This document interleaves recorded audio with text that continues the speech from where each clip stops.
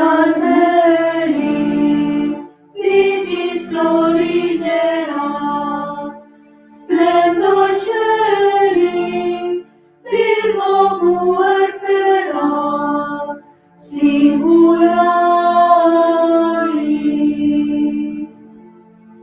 Mater mitis, serviri nescia, Carmelitis, esto provincia, Stella Maris. Radis leste, germinas proscurum, glossa deste, tecum in seculum, ansiaris.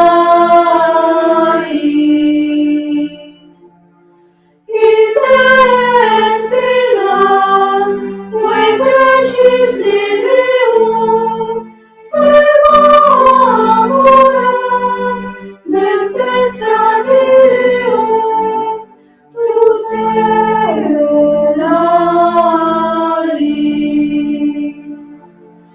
Armatura, fortis pugnantium, Forum bella, tende presidium, scapularis.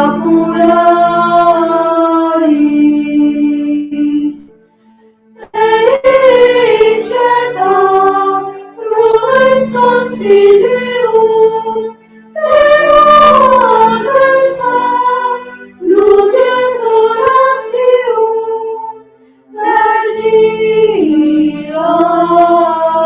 Vergiaris.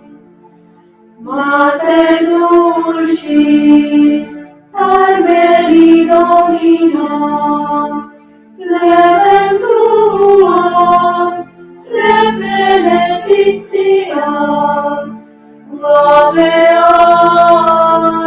Gabearis. Paralisi, clavis et janua, quando lucim, mater gloria, coronaris.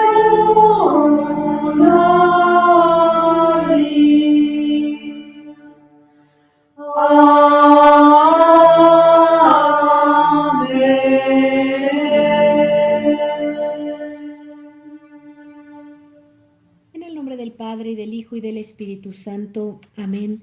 Ave María, gratia plena Dominus tecum, benedicta tu in mulieribus et benedictus fructus ventris tui, Iesus. Sancta María, Mater Dei, ora pro nobis peccatoribus, nunc et in hora mortis nostre. Amén.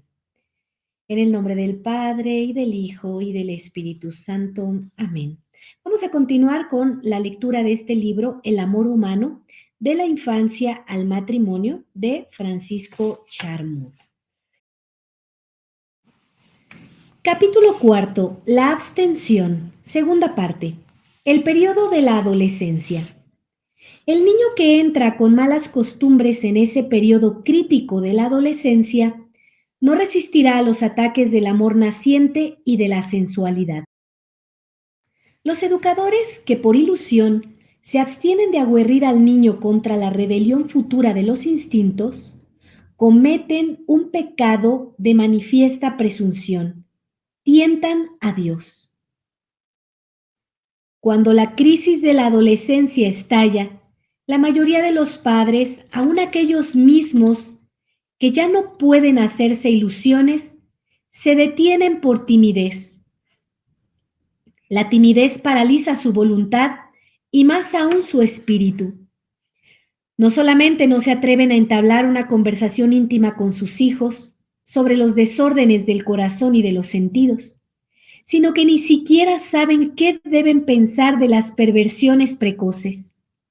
Se asemejan a esos torpes que al principio de un incendio se asustan y disparan, en vez de apagar las primeras llamas. Comprendemos perfectamente el embarazo de los padres ante el misterio del amor. cuando la vida hace de golpe una irrupción desordenada en la armonía pura de las almas, es muy difícil regular sus caprichos. No escribiríamos este libro si la solución de los casos de conciencia que entonces se plantean fuera tan sencilla como la de 1000 problemas abstractos. Creemos, por el contrario, que hay pocos que sean tan difíciles de solucionar. Las complicaciones de orden práctico se agregan a la complejidad de los datos teóricos para crear en el espíritu de los padres una angustiosa incertidumbre. Esta palabra me gusta muchísimo, de orden práctico, complicaciones de orden práctico. Nosotros aquí en el canal, con estas catequesis, estamos intentando ayudarte para que todo lo que parece teórico se vuelva algo práctico. A veces no comprendemos que anticiparnos, preparándonos, educándonos en nuestra religión católica, nos va a prevenir de muchas complicaciones en la práctica. Nuestra religión católica no son teorías, son prácticas en la vida cotidiana. Hacia allá lo debemos de llevar. Por eso esto es muy importante, porque ustedes como padres están teniendo ya las complicaciones de orden práctico y desconocen que todas esas complicaciones tienen una sola raíz, que es el amor a nuestro Señor Jesucristo. Si tú amas a nuestro Señor Jesucristo, te vas a evitar muchas complicaciones de orden práctico y cuando haya complicaciones, vas a tener la fuerza y el apoyo de Él para salir de todas ellas. Si te quedas sin Dios, es como si el rey David hubiera enfrentado a Goliat, pero sin Dios. No se puede, es algo imposible. Entonces, por eso es muy importante. Hay cosas que a veces no les interesan a los católicos de conocer. Y lo voy viendo pues porque esto es del día a día, ¿no? Nosotras como religiosas es lo que vivimos. Que no se interesan mucho hasta que ven que van a tener una afectación en sus vidas, ¿sí? No sé, te voy a poner un ejemplo, a lo mejor un poco absurdo, pero bueno, llega a pasar, ¿no? Pensemos que tú tienes un vuelo, ¿sí? Tú tienes que tomar un vuelo, has comprado con mucha anticipación tu vuelo y de repente alguien te dice, oye, ten cuidado porque esa compañía está en quiebra. Y tú como que le escuchas y escuchas por otro lado que está en quiebra, tal aerolínea, pero no te interesa. Si está en quiebra o no, a mí qué me importa. Y de repente hay alguien que te dice, hey, tú compraste un vuelo con esa aerolínea. Date cuenta que el día que llegue la fecha de tomar el vuelo, no tienes vuelo. Se ha cancelado. Así que tienes que resolver esto. Y entonces de pronto abres los ojos, te das cuenta y empiezas a preguntar qué está pasando con esta aerolínea y si tu vuelo está seguro. Bueno, por eso es que te tienes que interesar por las cosas de la Iglesia Católica, por las cosas de Dios. Porque si no, el día que te toque hacer tu vuelo a la vida eterna, pues no tienes vuelo, no tienes pasaje. Y eso, en verdad, que va a ser una complicación muy tremenda de orden práctico. No recibir la extrema unción, no estar confesado, no tener un bautizo completo con todos los exorcismos, no estar confirmado, no haber comulgado a nuestro Señor Jesucristo verdaderamente por muchos años. Porque hay personas que poco se interesan en conocer que el Concilio Vaticano II cambió los ritos. Y eso te ha dejado sin pasaje, ¿sí? Bendito sea el Señor, porque Él lo dijo, las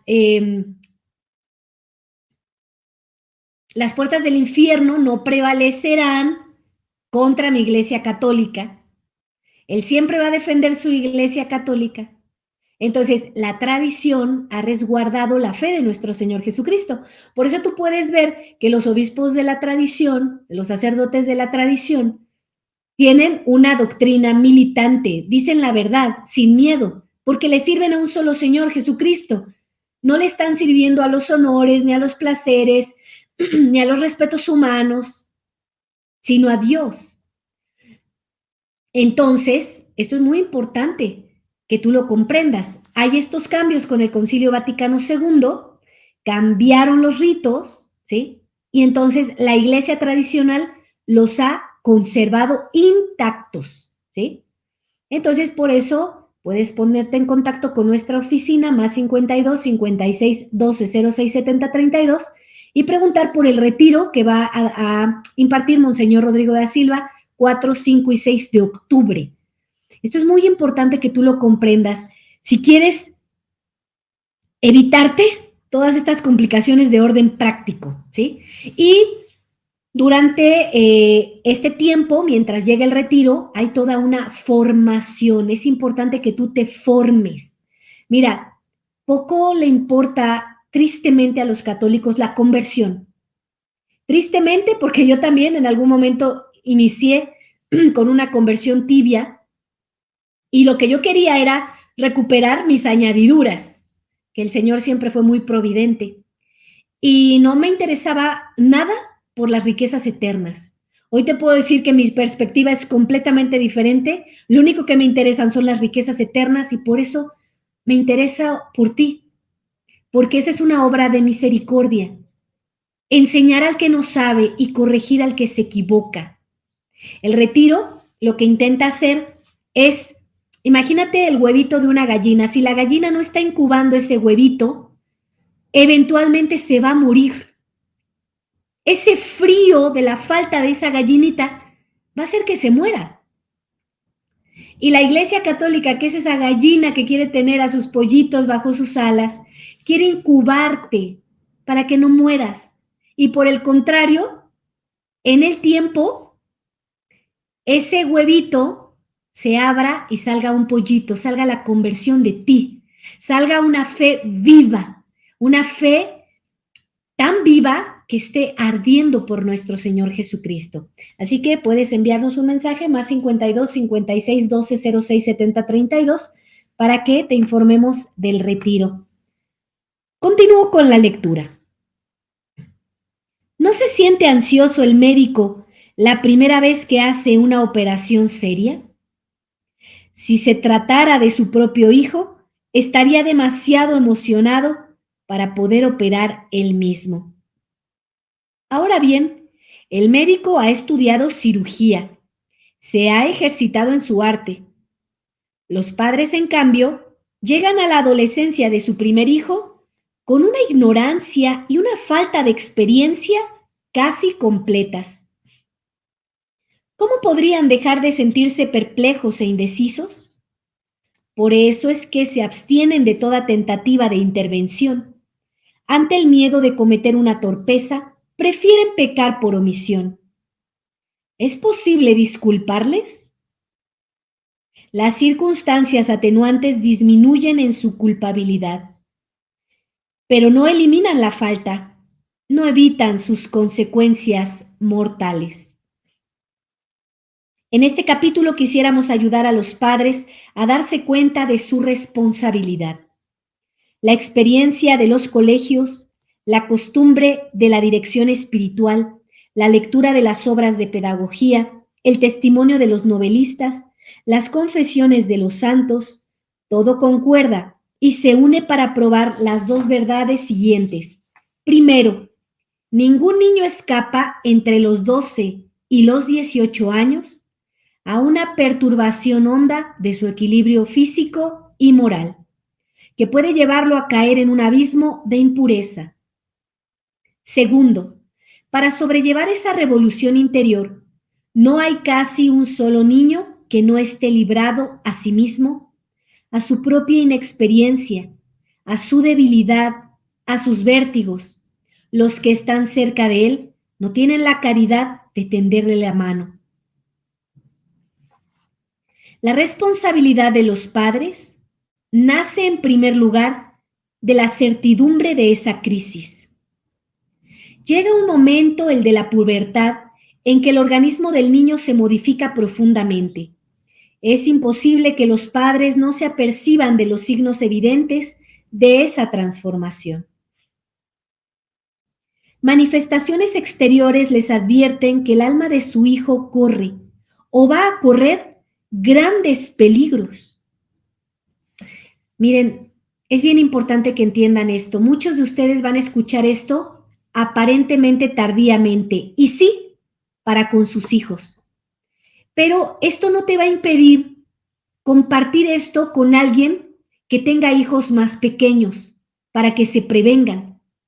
Tal vez tú no pudiste en su momento hacer algo por tus hijos y ya tienen los síntomas de una grave enfermedad, de impurezas, pero puedes ayudar a otros, y estoy segura que nuestro Señor Jesucristo va a interceder en tu vida, en la de tus hijos, para que no pierdan la vida eterna, para que no pierdan el cielo. Pero tú no apagues esto simplemente diciendo, bueno, ya para mí es muy tarde, ya mis hijos son adultos, ya están en pecado mortal. Haz algo por alguien más. Si tú conoces a alguien en el súper que tiene hijos pequeños, por ejemplo, tú dile, oye, te quiero compartir unos videos, compárteme tu contacto, es para que tú no cometas los errores que yo cometí con mis hijos. Tienes hijos y eso te hace profundamente responsable de asegurarte de su vida, de que ellos tengan un buen matrimonio, si es que así lo deciden, o sean grandes sacerdotes puros si así lo deciden, o grandes religiosas puras si así lo deciden. Entonces, permíteme enviarte esto. O con tus familiares también. Oye, Dulce, pero es que mira, ¿yo para qué les digo si no me creen, si no me hacen caso, si no les gustan las cosas de Dios? Bueno, hazlo, porque esto habla de cosas humanas y siempre les interesan las cosas humanas. Tú envíaselos y esperemos en Dios les haga mucho bien. Tú nunca te limites a hacer todo el bien que tú puedas. Tú hazlo. Ya dependerá de ellos tomarlo o no, pero tú lo hiciste. El demonio y el mundo y los respetos humanos te dicen, no, me van a rechazar otra vez, no les va a importar, tú hazlo. Tú pon la semilla y Jesucristo, nuestra Madre Santísima y San José, que sean los encargados de cosechar. Pon tu confianza en ellos, que en verdad que cuando tú trabajas para ellos, ellos hacen que haya prosperidad en la cosecha. Tal vez no te enteres a quién le llegó, tal vez estas personas que son tus familiares, como ya les tienes muy harto de que les hablas de Dios, lo rechacen, pero tal vez en una necesidad, cuando vean algo del tema, cuando escuchen algo, digan, esto me lo mandó mi familiar que no es un cristiano muy fervoroso, yo no le hago caso, pero sé que a este amigo esto le va a venir muy bien. Entonces tú no sabes por dónde puede llegar la respuesta a las oraciones de toda la Iglesia Católica para un fiel que está buscando a nuestro Señor Jesucristo.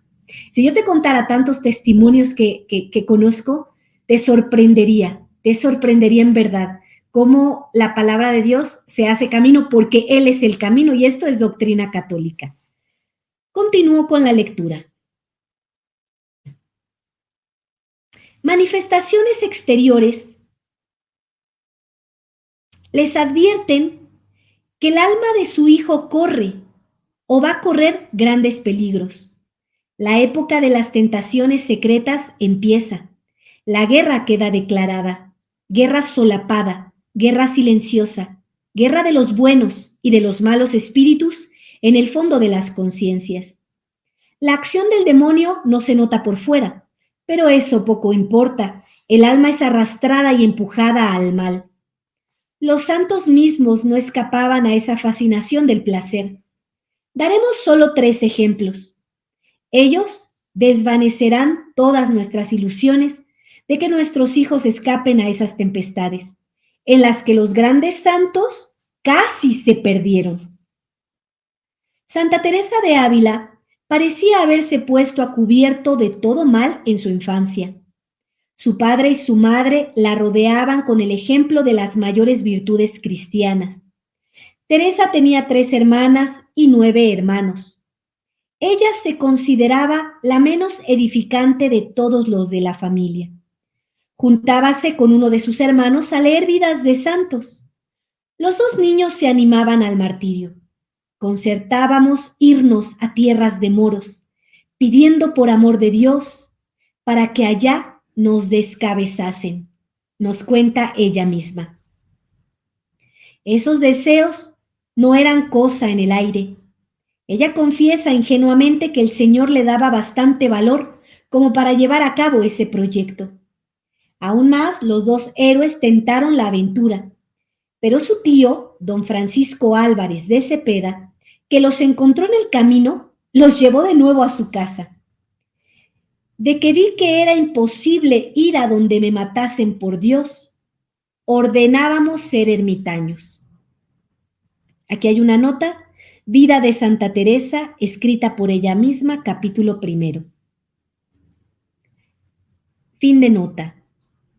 ¿Cómo han podido aflojar de golpe y torcerse voluntades tan firmes y tan rectas? Ese es el misterio de los 13 años. A Teresa lo primero que la sedujo fue leer novelas. Lo hacía cuidando de que su padre no la viese y se embebía en su lectura durante muchas horas.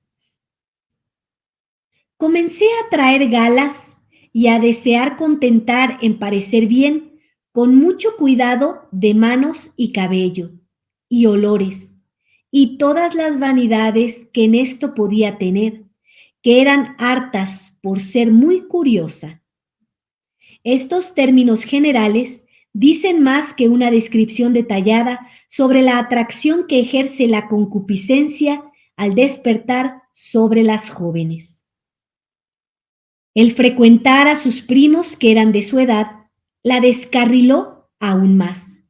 Ella oía sus niñerías nada buenas y que debían acarrear su desgracia. Pero las amistades le fueron más funestas. Estaba fascinada por una compañera que era de las más livianas. Entre las dos se estableció una especie de complicidad para el placer. Con ella eran mi conversación y pláticas, porque me ayudaba a todas las cosas de pasatiempo que yo quería, y aún me ponía en ellas, y daba parte en sus vanidades. Teresa tenía entonces 14 años. El temor de Dios ya no la contenía. No faltar al honor era la única regla que le quedaba. Por ser fiel a ella se imponía una mortificación continua. Así pues, la adolescencia es la edad en que la lectura, la amistad, el amor, la vanidad, la ambición de aparentar, abren en las almas las primeras brechas. Hemos elegido el ejemplo de Santa Teresa para demostrar que las almas privilegiadas por la gracia no están exentas de tentaciones. No agregaremos más que un trozo al cuadro. Hasta en la vida de Santa Teresa se le encuentra la disimulación. La joven lee sus novelas a escondidas, complota a escondidas con sus primos y amigas, tiene pleno conocimiento de sus cálculos y disimulos. Era tan demasiado el amor que mi padre me tenía y la mucha disimulación mía que no había de creer tanto mal de mí, y así no quedó en desgracia conmigo, porque como yo temía tanto la honra, todas mis diligencias eran en que todo fuese secreto. Y agrega esto que parece salido de labios de San Agustín: mi sagacidad para cualquier cosa mala era mucha. Habiendo entrado al convento como pupila, a nada teme tanto como a ver su conducta conocida de todos. El demonio no deja de persuadirla y de engañarla. Y como le sucede a todas las adolescentes que mantienen relaciones clandestinas, se decía que aquellas relaciones podían terminar en casamiento, entre comillas. Leemos una nota, Vida de Santa Teresa, escrita por ella misma, capítulo 2. Fin de la nota. Indudablemente, Santa Teresa no fue muy allá por esas primeras pendientes. Le habría pasado lo que a otras si no hubiese remontado la cuesta heroicamente. Sin embargo, el demonio pudo vanagloriarse de haber conmovido su virtud. Más adelante, la religiosa, en aquella visión célebre, contemplará y medirá la estrecha prisión de llamas, a la cual descendía paso a paso, día a día, en la época de su olvido de Dios. La experiencia que adquirió de las desviaciones del corazón fue bastante pronunciada como para que más adelante se reconociera al leer las confesiones de San Agustín. Tengo una afición especial a San Agustín, escribe ella, porque ha sido pecador. Apenas empecé la lectura de las confesiones de San Agustín, creí hallarme a mí misma. Confiesa que la vida de los santos a quienes Dios ha retirado del pecado le proporciona un consuelo particular. Se repetía que si Dios los había perdonado, podía también perdonarla a ella. Leemos una nota, Vida de Santa Teresa, escrita por ella misma, capítulo 9. Fin de la nota.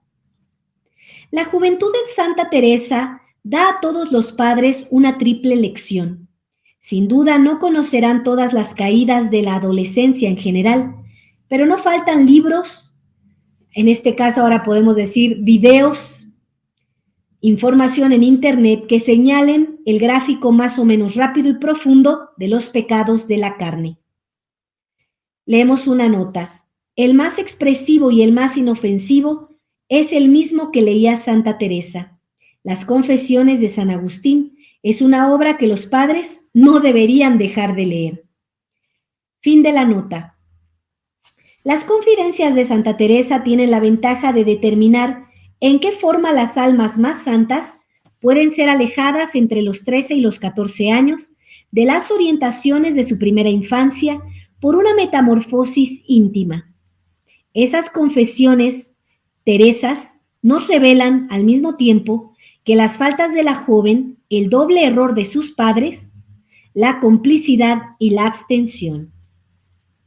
La complicidad le vino de su madre, la abstención solo de su padre, porque su madre murió en el momento en que la crisis de las pasiones se desencadenaba. Los sentimientos de Teresa están envueltos de tanta caridad y de tanta humildad que si asistiéramos en la gravedad de las faltas de su madre y atenuáramos las de Teresa, estaríamos más cerca de la verdad. Escuchemos a la santa. Paréceme que comenzó a hacerme mucho daño lo que ahora diré. Considero algunas veces cuán mal lo hacen los padres, que no procuran que vean sus hijos siempre cosas de virtud de todas maneras. Porque con serlo tanto mi madre, como he dicho, de lo bueno no tomé tanto, y lo malo me dañó mucho. Era aficionada a leer libros de caballería y no tan mal tomaba ese pasatiempo como yo lo tomé para mí. Leemos una nota. Las novelas de esa época no eran, como ya se sabe, desprovistas de malicia. El amor en todas sus manifestaciones aparecía en ellas. Fenelón dice: la madre de Teresa, aunque era recatada, leía esas aventuras fabulosas en las que el amor profano, revestido de todo lo que la generosidad y la urbanidad mundanas tienen de deslumbrador, hace olvidar que él es un vicio detestable que debe alarmar el pudor. El veneno que la madre tenía inconsideradamente entre sus manos penetró en el corazón de la hija y los encantos de la mentira le quitaron el gusto de la verdad. Sermón de la fiesta de Santa Teresa, primer punto. Termina la nota. Y bueno, ahora tenemos cosas mucho peores. Están las telenovelas, están las series, están las cosas en internet, están las redes sociales. Entonces, ten mucho cuidado tú como madre del veneno que tú misma vas a poner en las miradas y en los oídos de tus hijos y de tus hijas. Teresa trata de disculpar ese abuso. De esto le pesaba tanto a mi padre que se había de tener aviso a que no lo viese. Era para Teresa un ejemplo funesto de disipación y de engaño. Fíjate cómo la mamá hacía cosas a espaldas del papá. Ella sabía que estaba tan mal que lo escondía. Yo comencé a quedarme en costumbre de leerlos y aquella pequeña falta que en ella vi me comenzó a enfriar los deseos y fue causa que comenzase a faltar en lo demás. Su madre murió demasiado pronto para que se pueda saber cómo habría reaccionado ante los peligros de esa edad. Pero no es de temer que la presencia materna de nada le hubiese servido a la niña. El padre más prevenido tenía severidades que le honran, y sin embargo, no parece que Teresa hubiera hallado en él un educador, es decir, un hombre perspicaz, un confidente, un guía, un apoyo. No se dio cuenta de las malas influencias que actuaban sobre su hija, las lecturas, las amistades y las sirvientas. Se le nota. Debo decir además que tan pronto se trataba de hacer algo malo, siempre hallaba a las sirvientas dispuestas a secundarme. Vida de Santa Teresa, capítulo 2. Fin de la nota. Fue preciso que llegaran a sus oídos ciertos rumores para que abriera los ojos. Todo aquello no pudo ser tan secreto que no hubiese harta quiebra de mi honra y sospecha en mi padre. Podemos suponer que tal vez entonces hablara con Teresa de ese punto tan delicado. Hay que creer que no se sintió capaz de hacerlo. Mandó a la joven a un convento. La abstención de ese tímido no fue una abstención completa, pero la medida tomada no era suficientemente enérgica como para corregir los errores de las vacaciones. ¿Por qué no le habló el padre a su hija? Porque la amaba demasiado. La miraba con admiración, pero estaba ciego. El convento fue de gran provecho para la adolescente. Se apegó de todo corazón a su nueva vida. Hasta sacó de allí su atractivo por la vida religiosa y el valor de comunicárselo a su padre. Desgraciadamente, éste no quiso oír hablar de vocación y se negó a dejarla seguir el llamado de Dios hasta después de su muerte. Aquí hay una nota. Tan grande era la afección que me tenía mi padre, tan grande mi disimulación, que él no me juzgó tan culpable y me conservó siempre su buena fe. Vida de Santa Teresa, capítulo 3. Fíjense cómo tus hijos te pueden estar engañando tremendamente. Y siguió exponiéndola a los peligros del mundo. Sin embargo, Teresa era una joven fácil de educar. Dios la había colmado de dones y de gracias. En el mismo capítulo en que la santa hace su confesión movida por el remordimiento, se ve aparecer un tío que tuvo una gran influencia benéfica sobre su sobrina. Aunque fueron los días que estuve pocos, con la fuerza que hacían en mi corazón las palabras de Dios, así leídas como oídas, y la buena compañía, vine a ir entendiendo la verdad de cuando niña, de que no era toda nada, y la vanidad del mundo, y cómo acababa en breve todo. Se lee una nota de la vida de Santa Teresa, capítulo 3, fin de nota. ¿Qué auxilio le faltó para que su adolescencia fuese completamente pura? Le faltó la ayuda de sus padres. No nos extrañemos, pues, de que habiendo tenido que sufrir a causa de la pasividad de su padre y de su madre, Teresa haya llenado las primeras páginas de su autobiografía de insistentes recomendaciones a los padres. Sabía por experiencia cuán funestas podían ser las consecuencias. Por eso también te recomendamos leer este libro, Vida de Santa Teresa, pues para que tú puedas advertir también, pues, grandes de estos peligros que te puede Santa Teresa evitar.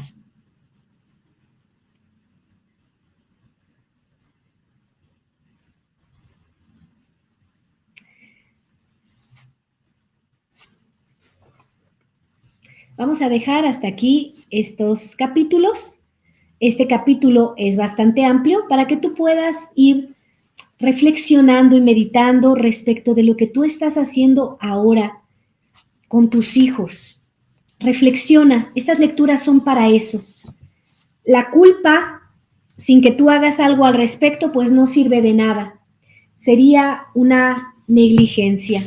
Si aún tienes hijos, bueno, pues es el momento para seguirte preparando como padre. ¿Cuál sería la mejor preparación? Pues, por ejemplo, empezar a escuchar las confesiones de San Agustín o leerlas y leer también la vida de Santa Teresa para que estos grandes santos te ayuden a cómo evitar tragedias en las vidas de tus hijos. La tragedia más grande, ¿cuál sería? No la que tú te imaginas, un mal matrimonio, un suicidio, drogas, hijos por todos lados, la ruptura de una familia, que ya eso es bastante, bastante triste, sino la pérdida de la vida eterna, el infierno.